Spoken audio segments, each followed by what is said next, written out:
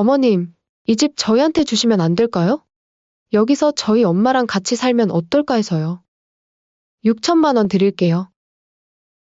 어머님은 그걸로 조용히 반전세 얻으시면 어떨까 해서요. 맞아요, 엄마. 저희도 많이 생각해봤어요. 집이 넓으니까 어머니 혼자 계시기에는 좀 그렇고, 애기는 어떻게 하고? 장모님이랑 같이 여기서 살면 봐주실 거예요. 그럼 엄마도 편하시잖아요. 이 집을 6천만 원 받고 나가라고? 너네 처음에 뭐라고 했지? 6개월만 살다가 나가겠다고 하지 않았니? 그때 거실에서 TV를 보고 있던 안사돈이 슬그머니 대화에 끼어들었습니다. 사돈 애들 좁은 데서 사는 거 안쓰럽잖아요. 사돈도 이참에 조용한 데로 가시고 여긴 젊은 사람들이 사는 게 더 좋죠. 그래서 지금 나한테 나가라는 거예요?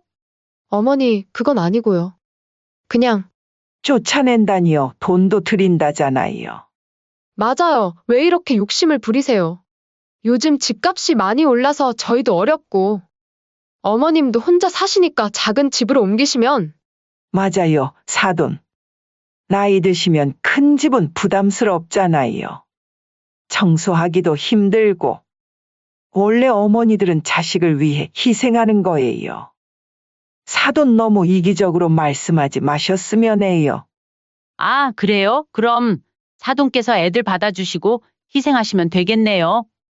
저는 됐습니다. 애들아, 들었지? 너네 내일부터 여기서 나가고 처가로 들어가 살 거라. 이번 사연의 주인공은 70세 노정희 씨입니다. 정희 씨는 남편과 사별한 지 10년째로 동대문구에 있는 25평짜리 아파트에서 조용히 혼자 살고 있었습니다. 이 집은 남편과 함께 허리 굽혀 모은 돈으로 장만한 것이었죠. 정희 씨에게는 마지막 자존심이자 삶의 흔적이 깃든 소중한 공간이었습니다. 휴대폰 벨이 울렸습니다. 아들이었습니다. 엄마, 저 성민이에요. 오늘 시간 괜찮으세요? 잠깐 뵙고 싶은데. 정희 씨는 전화를 받자마자 직감했습니다. 공손한 아들의 목소리에는 분명 뭔가 부탁할 일이 있구나 싶었죠. 그래, 언제 올 거니? 몇 시간 후 윤성민과 며느리 서지현 그리고 손자가 현관에 들어서자 집안이 왁자지껄해졌습니다. 웬일로 다 같이 왔어? 정희 씨는 냉장고에서 과일을 꺼내 놓으며 말했습니다. 며느리는 수줍은 듯 웃으며 거실에 앉았습니다. 어머님, 잘 지내셨어요? 요새 무릎은 어떠세요? 지난번에 아프시다고. 잘 지내다마다 너희는 요즘 어떠니? 저희도 잘 지내죠. 밥상을 물리고 거실에 앉자 아들이 무거운 표정을 지었습니다. 엄마, 사실 말씀드릴 게 있어서요. 그래, 말해봐. 지연이가 육아휴직 끝나고 복직하게 됐어요. 근데 세준이 맡길 데가 없어서요. 그리고 요즘 사는 게 하도 팍팍하잖아요. 월세도 올랐고 해서 말인데요. 며느리가 말을 이었습니다. 맞아요, 어머님. 요새 믿을 만한 돌봄이 없어서요. 최근에 이것저것 사건도 많고. 그래서? 아들이 망설이다 말했습니다. 저희 집이 좁아서 어머님 혼자 계시는데 잠깐만 같이 살면 어떨까 해서요. 아이도 할머니랑 있으면 안전하고. 정희 씨의 눈이 커졌습니다. 잠깐이란 말의 의미를 알 만큼 살아온 나이였지요. 어머님, 며느리가 손을 모으듯 말했습니다. 정말 답답해서 그래요. 믿을 사람이 어머님밖에 없어요. 정희 씨는 한숨을 내쉬었습니다. 평화로운 자신의 일상이 흔들릴 것을 알면서도 거절하기 쉽지 않은 제안이었습니다. 얼마나 같이 있을 생각이야? 아들이 안도의 표정을 지으며 대답했습니다. 아, 길어봤자 6개월? 그 사이에 반전세 구할게요. 그래. 대신 빨리 집 알아봐. 이거 올해는 안 된다. 아들이 환하게 웃었습니다. 감사합니다, 어머니. 주말에 짐 가져올게요. 그렇게 시작된 합가는 곧 독박살림과 독박육아의 시작이었습니다. 처음 한 달은 며느리도 요리를 하고 아들도 집안일을 도왔습니다. 하지만 차츰 어머님이 해주시면 더 맛있어요. 할머니가 하는 게 좋대요라는 말들이 늘어갔지요. 어느새 정희 씨는 아침밥을 차리고 아이를 학교에 데려다주고 집안 청소를 하고 장을 보고 저녁을 준비하는 일상이 되었습니다. 어머님, 오늘 야근이에요. 세준이 저녁 먹이고 재워주세요. 어머님, 제가 약속이 있어서 세준이 학원 좀 데려다 주실 수 있으세요? 정희 씨는 차츰 지쳐갔습니다. 자기 방에서 혼자 있을 시간조차 부족했지요. 이건 자신이 기대한 노년의 모습이 아니었습니다. 아들에게 물었습니다. 집은 대체 언제쯤 구할 거니? 아, 네. 요즘 집값이 너무 올라서요. 좋은 데 나오면 바로 연락드릴게요. 같은 질문에 같은 대답이 반복되는 동안 세월은 흘러 어느새 9개월이 지났습니다. 그러던 어느 날 아침, 정희 씨가 현관 앞 우편함에서 요양병원 편지를 발견했습니다. 대구 요양병원이라는 낯선 이름이 적혀 있었죠. 곧이어 전화가 걸려왔습니다. 노정희님 맞으신가요? 사회복지사 김민지라고 합니다. 네, 맞는데. 무슨 일이죠? 환자 김경자님의 보호자로 등록되어 계신데요. 환자분께서 치매 초기 진단을 받으셨어요. 입소를 위한 보호자 서명이 필요합니다. 정희 씨는 놀랐습니다. 경자는 40년 지기 친구였습니다. 결혼 후 대구로 내려가 살았지만 남편과 사별하고 아들과도 연을 끊었다는 소식을 들은 후로는 연락이 뜸했지요. 환자분께서 과거의 보호자 연락처로 선생님 이름을 남기셨어요. 다른 가족 연락처도 없으셔서 어려우시겠지만 꼭 좀 부탁드립니다. 지금 판단력이 많이 떨어지셔서. 전화를 끊고 그날 저녁 정희 씨는 결심했습니다. 아들과 며느리에게 말했습니다. 나 내일 대구에 좀 내려갔다 올게. 네? 갑자기요? 며느리가 놀란 표정을 지었습니다. 친구가 아파. 수속 도와주고 와야 해. 2주에서 3주쯤 걸릴지도 몰라. 아들이 눈을 깜빡였습니다. 3주요? 그럼 세준이는? 그동안은 이제 둘이서 좀 돌봐. 9개월 동안 내가 다 했잖아. 며느리가 급히 말했습니다. 아니, 그게 아니라 어머님 건강이 걱정돼서. 걱정 말고 그동안 집 잘 지키거라. 내가 돌아올 때까지. 그렇게 다음 날 아침 정희 씨는 가방을 들고 집을 나섰습니다. 무거운 발걸음이었지만 단단히 마음을 먹고 버스를 탔습니다. 그때 그녀는 알지 못했습니다. 돌아왔을 때 그 집은 더 이상 자기 집이 아니게 될 거라는 사실을. 몇 주 만에 서울로 돌아온 정희 씨는 지친 몸을 이끌고 아파트 현관 앞에 섰습니다. 경자의 병원 입소 절차는 생각보다 훨씬 복잡했습니다. 친구가 이미 자신을 알아보지 못하는 모습에 가슴이 아팠지만 이제 서울로 돌아왔으니 자신의 공간에서 좀 쉬고 싶었습니다. 현관 비밀번호를 누르자 삐빅하는 소리와 함께 붉은 불이 들어왔습니다. 이상하네. 왜 안 되지? 다시 한번 눌러봤지만 결과는 똑같았습니다. 정희 씨는 핸드폰을 꺼내 아들에게 전화를 걸었지만 받지 않았습니다. 며느리에게 걸어보니 통화 중이었습니다. 도대체 무슨 일이지? 할 수 없이 초인종을 눌렀습니다. 아무 반응이 없자 문을 두드렸습니다. 한참을 두드리자 마침내 문이 열렸습니다. 정희 씨는 놀라 입을 벌렸습니다.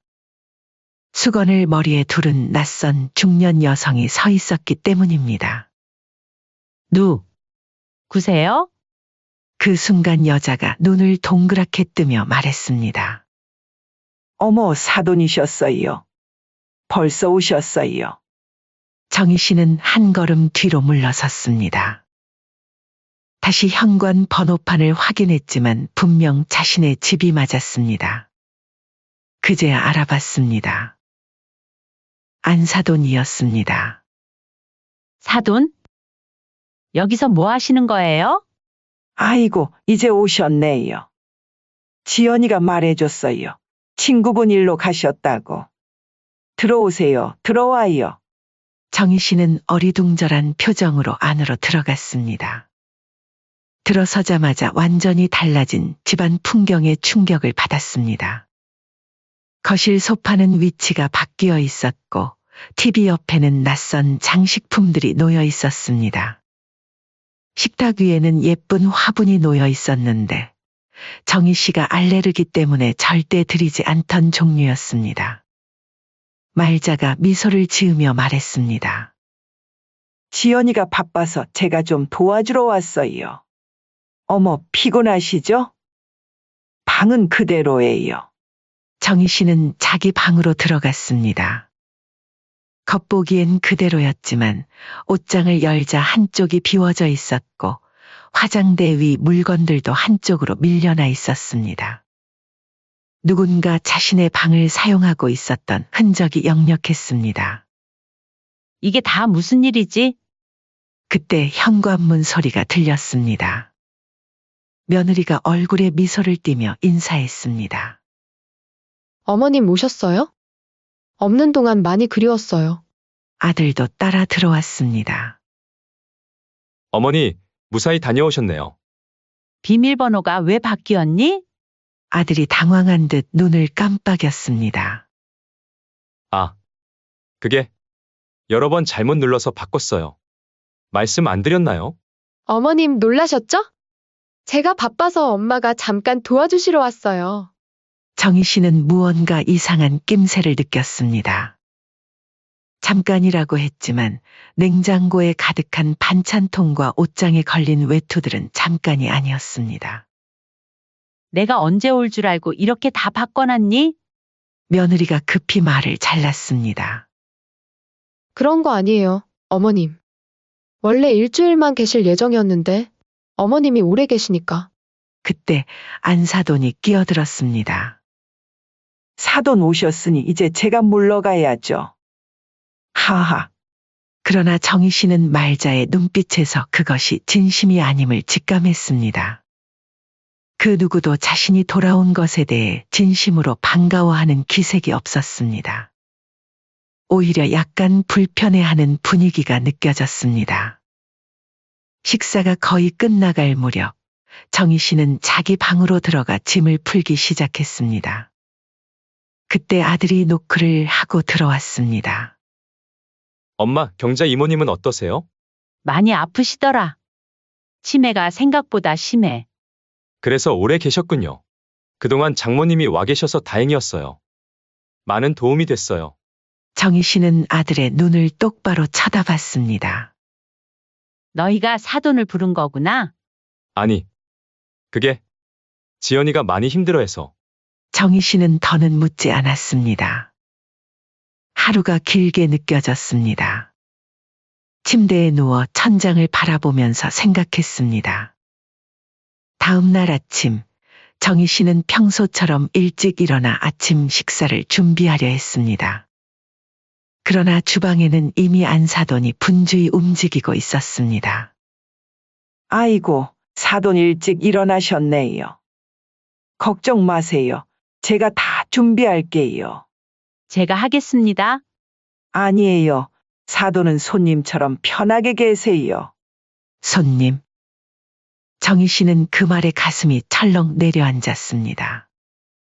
아침 식사 자리에서 모두가 어색하게 말자가 준비한 음식을 먹고 있을 때 며느리가 조심스럽게 말을 꺼냈습니다. 어머님, 저녁에 좀 이야기 나눌 수 있을까요? 아들이 고개를 끄덕였습니다. 어머니, 우리가 생각해 본 게 있어요. 정희 씨는 불길한 예감을 느끼며 대답했습니다. 그래, 저녁에 얘기하자. 하루 종일 정희 씨는 자신의 집에서 이방인처럼 지냈습니다.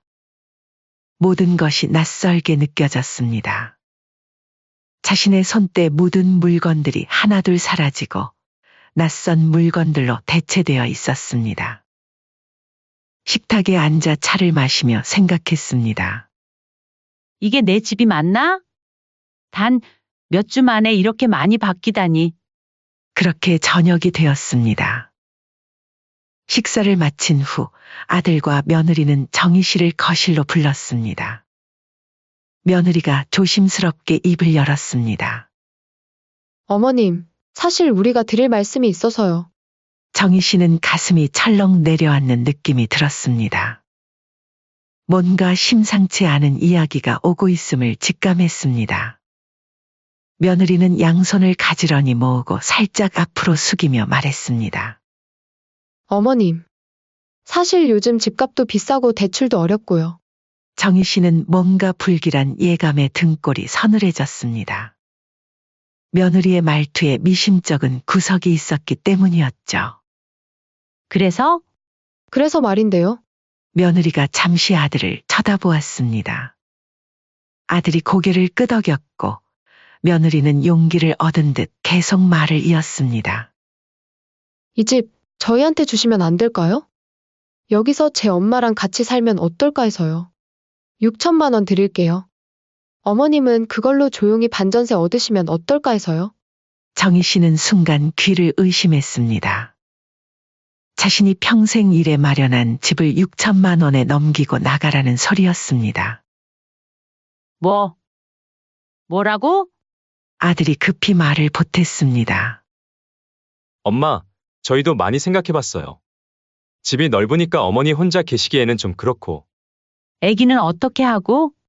장모님이랑 같이 여기서 살면 봐주실 거예요. 그럼 엄마도 편하시잖아요. 정희 씨는 그 말에 머리끝까지 화가 치밀었습니다. 이 집을 6천만 원 받고 나가라고? 너네 처음에 뭐라고 했지? 6개월만 살다가 나가겠다고 하지 않았니? 며느리가 당황한 기색을 감추지 못하며 말했습니다. 아니에요, 어머님.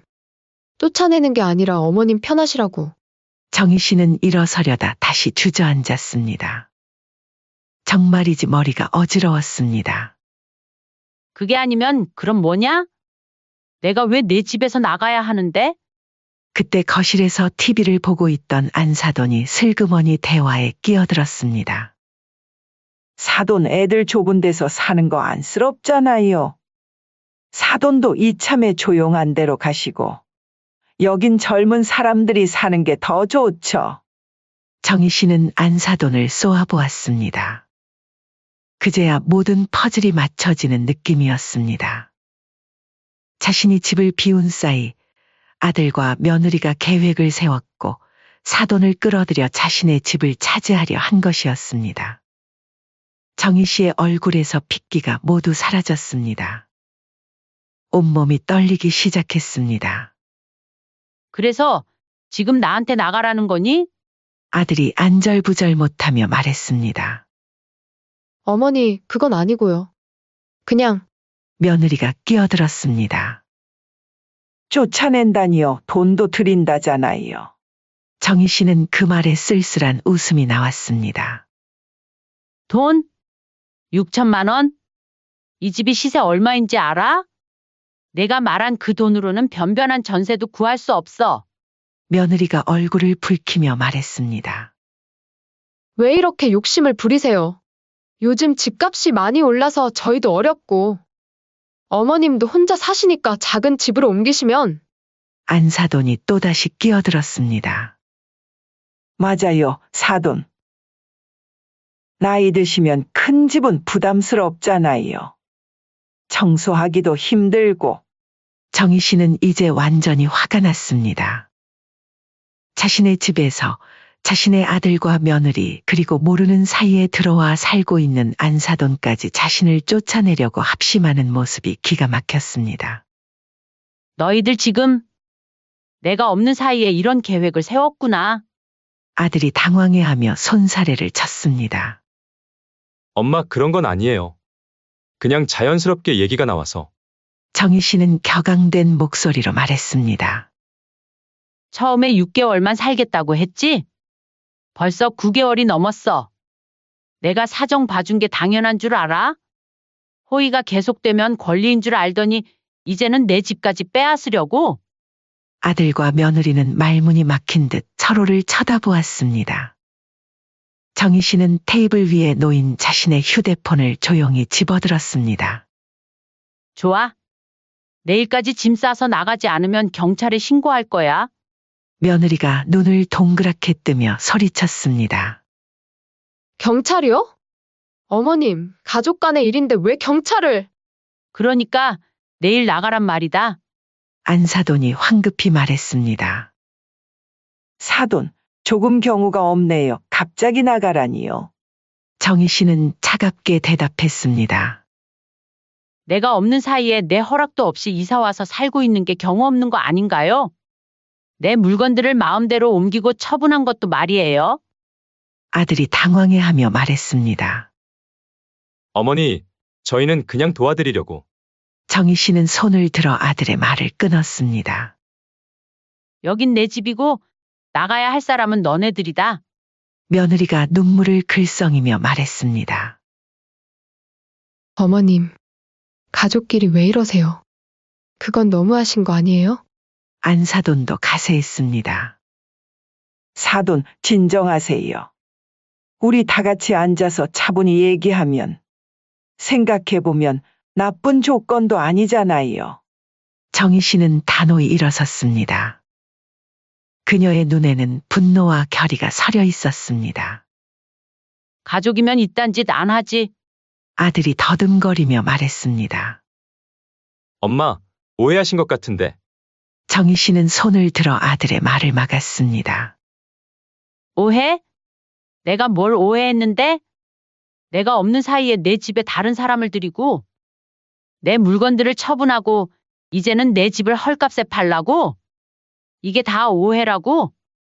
정희 씨는 눈을 똑바로 아들에게 향했습니다. 처음엔 잠깐만 6개월만이라더니 이제는 아예 내 집을 차지하겠다고? 내가 너무 너희를 편하게 해줬나 보다. 내 마음 약한 걸 너무 이용했어. 며느리가 울먹이며 말했습니다. 어머님, 저희가 잘못했어요. 하지만 정말 저희도 너무 힘들어서. 정희 씨는 냉정하게 말했습니다. 힘들면 더 열심히 살면 되지. 왜 남의 것을 빼앗으려 하니? 내가 그렇게 가르쳤니? 아들이 고개를 숙였습니다. 말문이 막힌 듯 했습니다. 안사돈이 나섰습니다. 사돈, 그래도 애들 사정도 좀 봐주세요. 요즘 젊은 부부들 얼마나 살기 힘든데. 정희 씨는 안사돈을 똑바로 쳐다보며 말했습니다. 사돈, 딸의 편만 들지 말고 한번 생각해 보세요. 당신 집에 당신 사위 어머니가 와서 이러면 어떨 것 같아요? 당신 집을 6천만 원에 달라고 하면 줄 거예요? 안사돈은 말문이 막혔습니다. 그녀의 얼굴이 붉어졌습니다. 그건 상황이 다르잖아요. 뭐가 다른데요? 제 상황이라고 해서 더 만만하게 보셨나요? 내가 좋은 말로 허락해 준 게 당연한 권리가 된 것 같네요. 그동안 손주 봐주는 것도 사돈께서는 한 번을 안 해주시더니 어쩐지 저희 집에 와서 봐주고 계신다 했어요. 안사돈은 더 이상 할 말이 없었습니다. 정희 씨는 아들을 바라봤습니다. 넌 정말 실망이다. 내가 너를 그렇게 키웠니? 어머니의 집을 빼앗아 자기 것으로 만들려는 자식이 어디 있어? 아들은 고개를 푹 숙였습니다. 미안해요, 어머니. 정희 씨는 고개를 저었습니다. 사람이 이렇게 염치 없이 굴면 안 되는 거야. 안사돈이 다시 끼어들었습니다. 사돈, 그래도 자식인데 너무 그러지 마세요. 저라면 자식 위해서 뭐든 해줄 것 같아서 애기한 거예요. 정희 씨는 안사돈을 똑바로 쳐다봤습니다. 뭐든지 해주신다고요? 그럼 잘 됐네요. 애들아, 너네들 사돈 댁에 가서 살면 되겠다. 안사돈은 무안한 듯 고개를 돌렸습니다. 아들이 간절하게 말했습니다.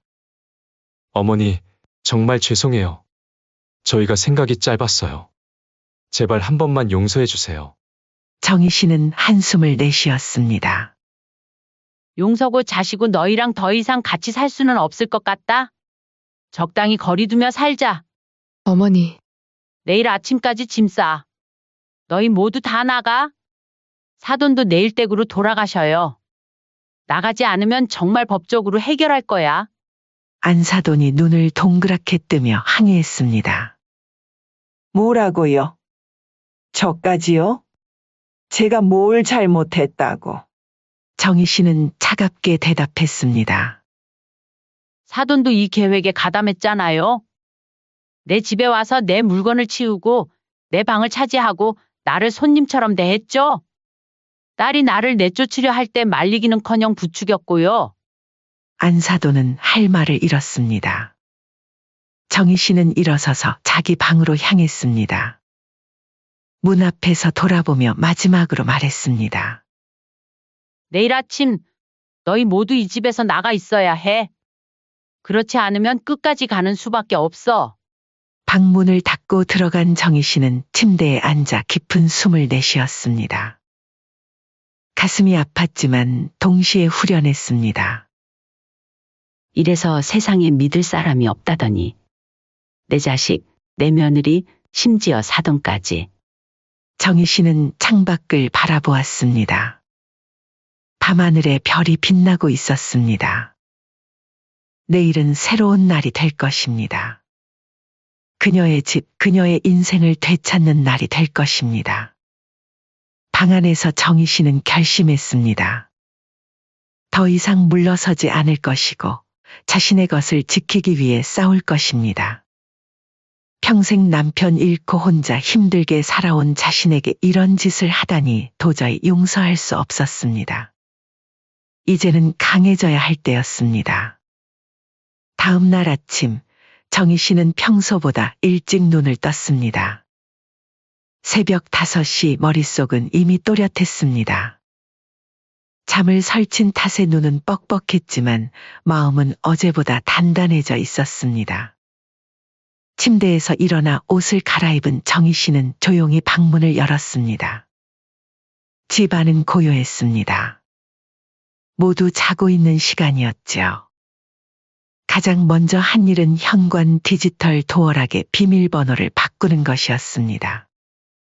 설명서를 꺼내 꼼꼼히 읽어가며 번호를 완전히 새 것으로 변경했습니다. 이제 내 집은 내가 지킨다. 그리고 거실로 나와 소파에 앉았습니다. 창밖으로 동이 트기 시작했습니다. 정희 씨는 깊은 숨을 내쉬며 어제 밤의 결심을 되새겼습니다.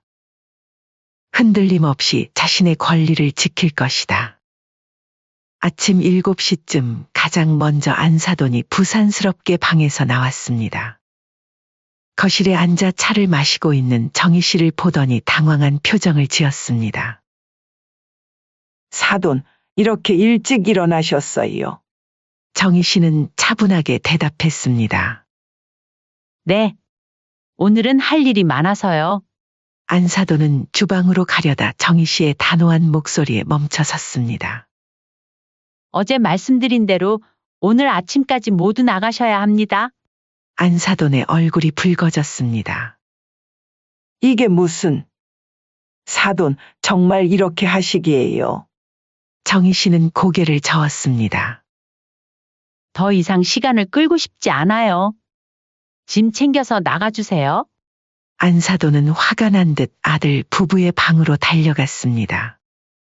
곧 방 안에서 소란이 일었고 문이 벌컥 열리더니 며느리가 흐트러진 모습으로 뛰쳐나왔습니다.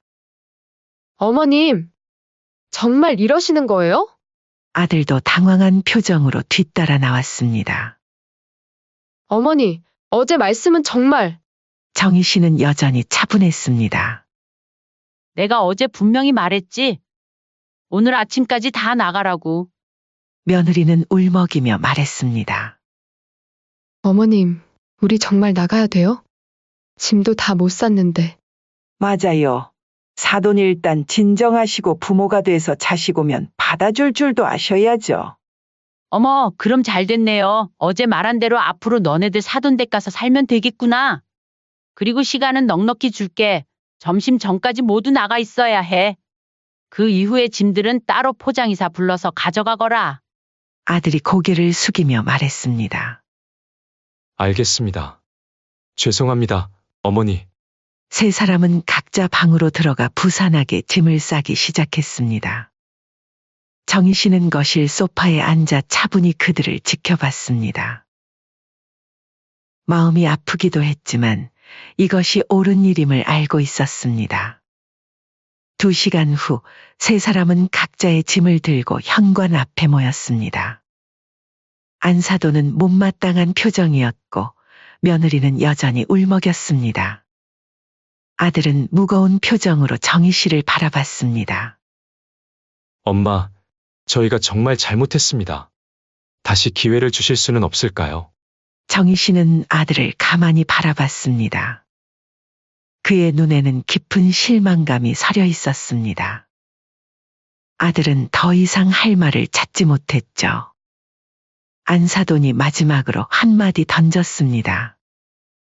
원래 어머니들은 자식을 위해 희생하는 거예요. 사돈은 너무 이기적이에요. 정희 씨는 그 말에 쓰게 웃었습니다. 희생?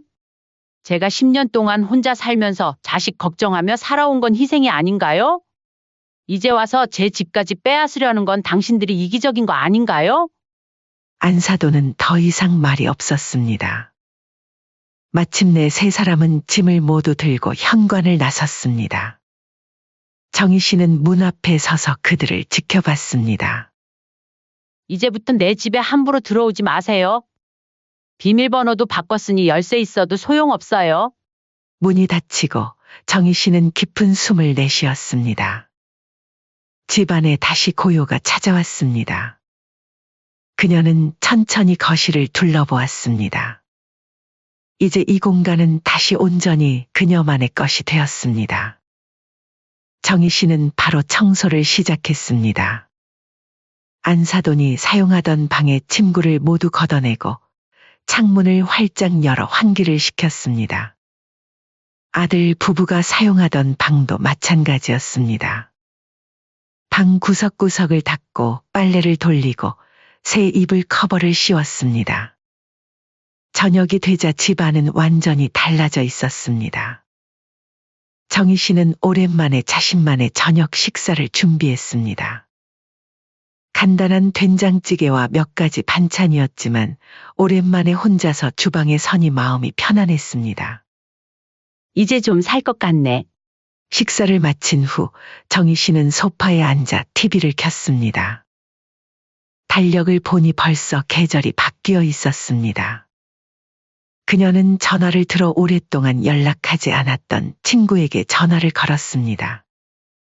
영희야, 나 정희인데? 오랜만이지? 그래, 잘 지냈어? 참, 내일 시간 있으면 우리 만날래? 할 얘기가 좀 있어. 전화를 끊고 정희 씨는 베란다로 나가 밤하늘을 바라봤습니다. 별들이 반짝이고 있었습니다. 이제 새 출발이야. 몇 달이 지난 어느 날 정희 씨는 작은 오피스텔로 이사했습니다. 25평 아파트는 팔아 더 작고 관리하기 쉬운 곳으로 옮긴 것이었죠. 아파트를 팔아 남은 돈으로 여행도 다니고 취미 생활도 시작했습니다. 가끔 아들에게서 연락이 오기도 했습니다. 용서를 구하고 관계를 회복하고 싶다는 내용이었죠. 정희 씨는 단절하지는 않았지만 예전처럼 무조건적인 사랑과 희생은 하지 않았습니다. 이제 그녀의 삶은 그녀 자신이 주인이 되어 있었습니다. 노년의 삶을 처음으로 온전히 즐기게 된 정희 씨는 친구들과 함께하는 시간이 많아졌습니다. 노래교실도 다니고 여행 동호회에도 가입했지요. 자신이 좋아하는 것을 하며 보내는 시간은 그 어느 때보다 값진 것이었습니다. 정희 씨는 새집 거실에 앉아 차를 마시며 친구에게 이렇게 말했습니다.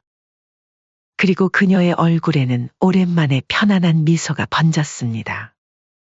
자신의 인생을 주체적으로 살아가는 70세 노정희 씨의 새로운 시작이었습니다.